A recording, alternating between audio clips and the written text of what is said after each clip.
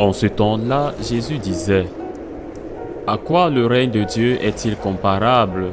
À quoi vais-je le comparer? Il est comparable à une graine de moutarde qu'un homme a prise et jetée dans son jardin. Elle a poussé, elle est devenue un arbre, et les oiseaux du ciel ont fait leur nid dans ses branches. Il dit encore, à quoi pourrais-je comparer le règne de Dieu? Il est comparable au levain qu'une femme a pris et enfui dans 3 mesures de farine, jusqu'à ce que toute la pâte est levée. Acclamons la parole de Dieu.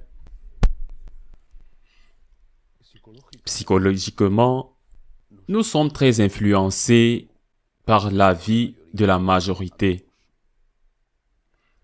Nous tous, sachant que nous sommes peu nombreux à donner notre avis ou à défendre un principe, pas seulement un principe éthique, ça nous concerne tous. Eh bien, peut-être que quelqu'un aime aller à contre-courant, mais je le répète d'un point de vue psychologique, la plupart d'entre nous aiment être avec la majorité. Les sociologues, par exemple, le savent très bien. Et parfois, ils manipulent les sondages préélectoraux pour dire que la majorité est suivre un certain chemin en faveur d'un politicien particulier parce qu'ils savent que cela conditionnera ceux qui n'ont pas encore décidé de leur vote.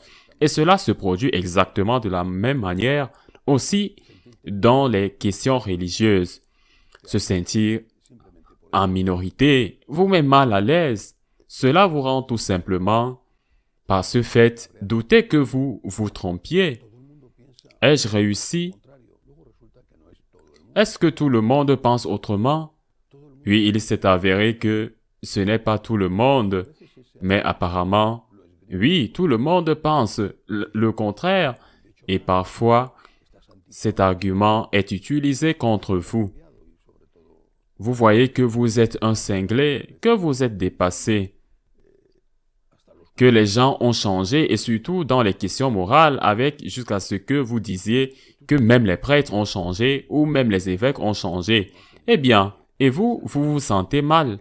Vous vous sentez mal à l'aise. Cela ne veut pas dire que vous devez céder. C'est un moment important pour réaffirmer votre foi et votre amour. Je crois en cela. Je crois au Seigneur. Je crois en ses enseignements. Et je répète, et je préfère avoir tort avec le Christ qu'avoir raison avec la majorité ou avec l'opinion publique. Je crois au Christ. Mais c'est dur pour toi. C'est toujours dur pour toi. C'est pourquoi c'est d'abord un acte d'amour pour Jésus. Mais pour cela, le Seigneur nous prépare à ce sentiment de minorité et avec des exemples très variés.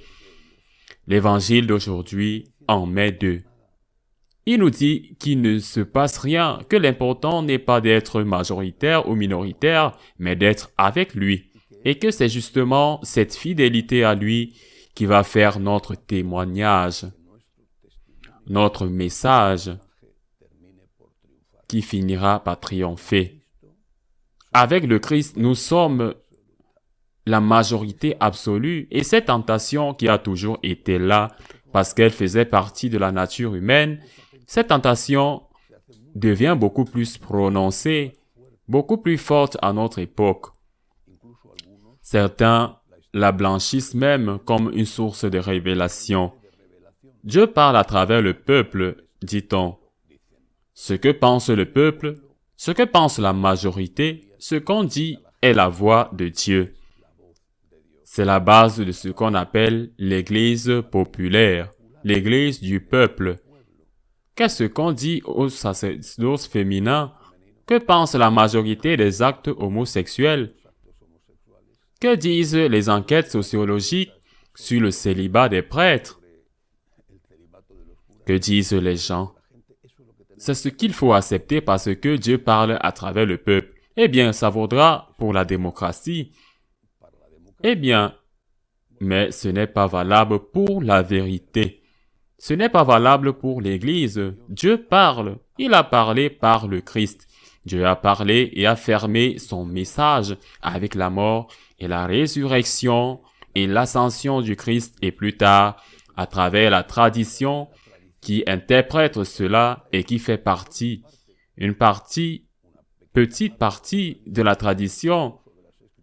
Elle fait partie des Écritures, parce que les actes des apôtres, ou même ceux des lettres de Paul, lorsqu'il dit que je vous ai transmis ce que j'ai reçu à mon tour, Dieu parle à travers le Christ et non à travers la majorité et l'Église. L'Église, en tant qu'institution, et l'Église formée par chacun de nous, les baptisés, nous devons être prêts à être une minorité et ainsi nous serons ce que nous devrions être, le levain dans la farine. Nous devons être toujours prêts pour la fidélité, l'Église. Et je voudrais que vous répétiez cette phrase et que vous la preniez par cœur et que vous la répétiez encore et encore à tous ceux qui parlent de ce que dit la majorité. Et peut-être qu'ils en parlent dans leur propre famille. L'Église n'a pas besoin d'être moderne. L'Église doit être fidèle. L'Église n'a pas besoin d'être populaire. L'Église doit être fidèle. L'Église doit être fidèle au Christ et simplement l'existence de l'Église n'a plus de sens. Je dois être fidèle au Christ. J'aimerais pouvoir sentir le soutien, la chaleur de la majorité. Eh bien, c'est plus confortable. Mais c'est dans cet inconfort de se sentir pointé du doigt parce que vous pensez différemment des autres. Parfois, à la maison, c'est dans ce malaise où je montre mon amour. L'amour a été montré au Seigneur le vendredi saint. Pas quand tout le monde l'a applaudi et a voulu le faire roi. L'amour lui a été montré quand personne ne voulait le suivre. Et sa mère était à ses côtés. Quelques femmes et Saint Jean. L'Église doit être fidèle et non populaire ou non moderne. La fidélité est la manifestation de notre amour. Ainsi soit-il.